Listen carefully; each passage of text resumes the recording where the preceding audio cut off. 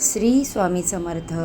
उद्या 21 नोव्हेंबर गुरुवार वर्षातील शेवटचा गुरुपुष्यामृत योग आहे आणि या गुरुपुष्यामृत योगावरती आपल्याला अनेक प्रकारची शुभ कार्य करता येतात. जसे की सोने खरेदी करणे, जमीन खरेदी करणे, वाहन खरेदी करणे. त्याचबरोबर एक अत्यंत प्रभावी अशी लक्ष्मी प्राप्तीची 12 फुलवतींची जी सेवा आहे ती उद्या आपल्याला गुरुपुष्यामृतपासून सुरू करायची आहे.